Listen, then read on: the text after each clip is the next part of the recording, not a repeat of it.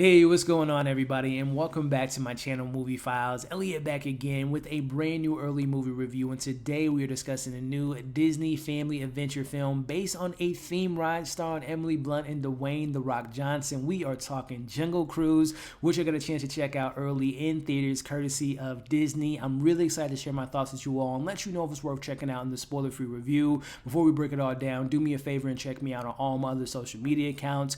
If you're new to the channel, well, welcome to the community. Consider subscribing and hitting that notification bell. That way you can get the alert for when I drop new content. And if you all enjoyed my review of Jungle Cruise, make sure to like this video, share this video. It helps out the channel a lot, but I also appreciate the support. And in those comments, let's talk all things Jungle Cruise. Have you ever been on the ride? Were you excited for the film? And once you've seen it, was it in theaters or did you pay that $30 price tag to see it on Disney Plus? But let's talk about the film once you've seen it. Let's share your thoughts, your pros, your cons, your thoughts on the cast, the chemistry of our two leads. Did you have a fun time with the film? Did you enjoy the story, or were you let down and disappointed by this film at the end of the day? But also, let's have some fun in the comments. Since we're talking Disney theme rides, if you've been to Disney World or Disneyland, what's your favorite ride, and what Disney ride would you like to see get turned into the film, like a Pirates, like a Jungle Cruise? What would you like to see be made into a film? Let's talk about it in the comment section. So for me personally, going into Jungle Cruise, I wasn't overly excited for the film. It was supposed to come out last year. The trailers were okay, but I'm not gonna lie, the thing that made me interested in the movie, it's our leads. It's Emily Blunt, who I'm a big fan of. It's Dwayne "The Rock" Johnson, the most entertaining man in the entertaining business. I'm a big fan of theirs. And also, I'm a big DC fan, ladies and gentlemen, as you all may know, that's been part of this community, and I am excited to see a movie coming out next year that stars The Rock and has the same director of this movie directing The Rock in Black Adam.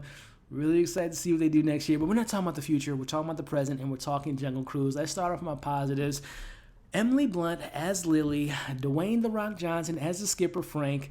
Whenever they were on screen together, it's magic, man. They truly have that Disney magic. They were the best, easily the best parts of the movie. Let's speak individually speaking, starting off with Emily Blunt, who plays Lily, who's a scientist who's very headstrong, very determined to go on this cruise, to find this MacGuffin, to do some good in this world. And Emily Blunt, man, as soon as you meet her, immediately gave me shades of a Lara Croft character mixed in with a little bit of Indiana Jones. She has the charm, she has the charisma, she has the heart. You root for this character, and then you mix that in with her chemistry with The Rock, who plays Frank, the skipper, who will be taking Emily Blunt's character and her brother on this journey to find this MacGuffin. And when they're going back and forth, they are just great together. And then just speaking on The Rock as a skipper, I was a little bit nervous about The Rock because I'm just like, he's a skipper, but he's supposed to be kind of tame because, you know, we know The Rock, he's a big guy, right?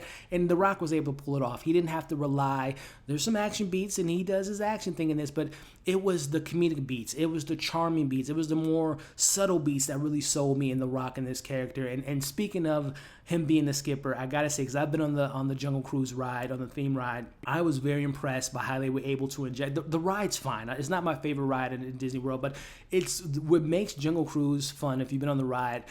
The skipper. Now, normally the skipper, at least my skipper, I've been on the ride a couple of times, they have like these one-liners, these puns, these jokes that can be a little bit cheesy, but at the same time you can have fun with them. They were able to inject those elements of being on that ride with your skipper and give it to the Frank character. And I'm not gonna lie, whenever he had his one-liners, his puns, his jokes, I had a good time with it. So I was very impressed how they were able to translate this ride that's not the greatest ride to me and make it into a fun adventure film, which that was another element about this film. It was a lot of fun. It has all the shades of a Spielberg, Goonies. You know, I already talked about Indiana Jones vibes. You know, there's obviously the Pirates comparison, the Mummy comparison. This is a fun, adventurous ride that I had a good time with, and I was very impressed by how they were able to take this theme ride that really isn't all that fun and make it into a fun adventure 2-hour ride. I really appreciate that, which brings me to the director of this film, who I am a fan of. He is a great horror director, whether it be House of Wax, whether it be The Orphan. He does some really good things in the thriller category, whether it be his, you know, working with Liam Neeson and Nonstop Commuter. And again, based on this film and based on his past work, I'm really looking forward to Black Adam. I think he has the right sensibilities of direction and action, having thrilling moments, having a little bit of horror sprinkled in there. I'm really excited to see what he does next year with the Black Adam films. I was really impressed by the direction and the ride and the chemistry. And I also got to shout out, Disney always has the marketing. They always have our characters have a sidekick or have an animal or a pet. And our character Frank has Proxima. I won't say who that character was because I don't remember seeing Proxima in the trailers.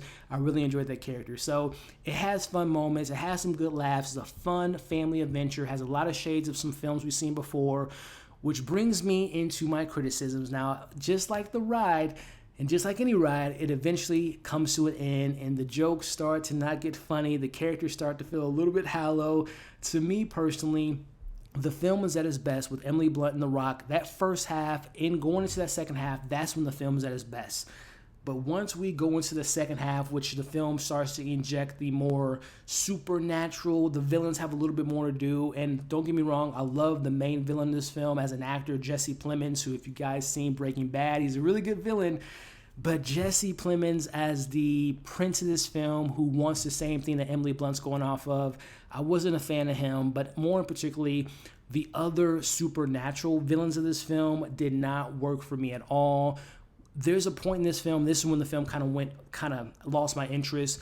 There's this history lesson that felt like 15 minutes, but it was probably more like 5 minutes of the screen, where the film just gives you this exposition dump of what happened to Édgar Ramírez and his crew of people and why they are cursed and all that.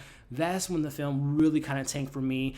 The jokes weren't as funny. The intrigue wasn't as funny. We learn more about Emily's brother, who I had fun with. McGregor, he's fun. He's the guy. He's the person that doesn't want to go on the trip. He has his clean suits. You find out about the character, which, by the way, they added in a layer to the character that I didn't feel like was necessarily necessary. It kind of felt like Disney kind of thrown something in that a lot of people accuse Disney for doing in regards to, we gotta check a box off to appease people. And I felt like his character, just like they added something into him that I was just like, I don't have no problems with it, obviously, but it was just like, what was the point of adding that into the characteristics of the character? But I don't want to give too much away. But McGregor, he started to run his course. He started to just get a little bit annoying, and he was kind of a pointless character once we get into the second half. And that's where I really want to say my criticisms lie, not in the direction, not in the acting, but it boils down to the script.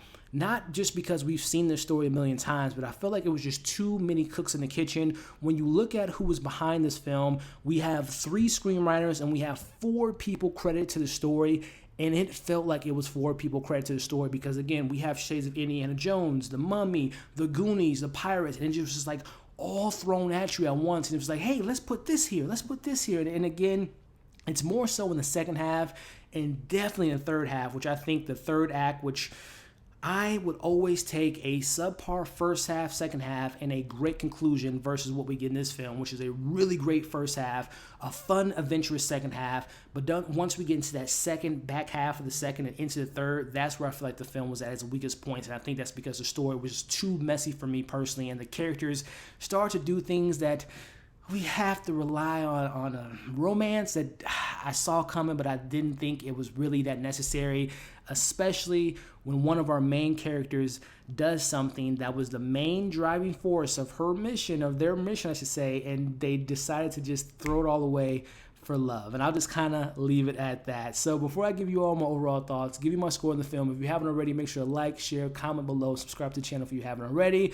Overall, even though the third act is very generic and kind of stereotypical and very kind of underwhelming, I can't discount how much fun I had in the first half, how much fun it was to see Emily Blunt and Dwayne "The Rock" Johnson having great chemistry on screen, having fun with Proxima, and just having a fun time. I will say, even though I have my flaws and my criticisms, I think this is a great film for families. I would love to see The Rock and Emily Blunt work together in the future.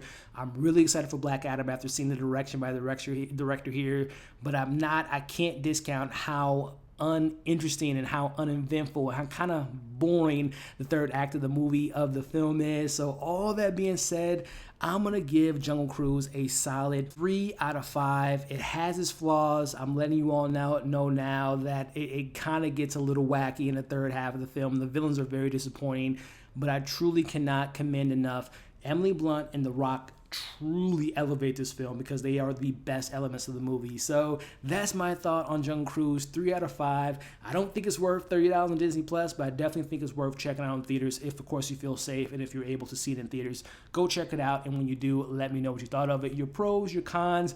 Did you enjoy the story? Did you enjoy the film as a whole? Were you disappointed? Let's discuss it in the comments. And again, what is your favorite ride at Disney World, Disneyland, and what ride would you like to see get turned into a film? Let me know in the comments. If you stuck around to the end of this video, I appreciate every single one of you all. Make sure to like, share, comment, subscribe to the channel if you haven't already, and hit the bell. That way you don't miss any more other content. Hope you all are staying safe. Hope you enjoyed this review, and we'll see you on the next video.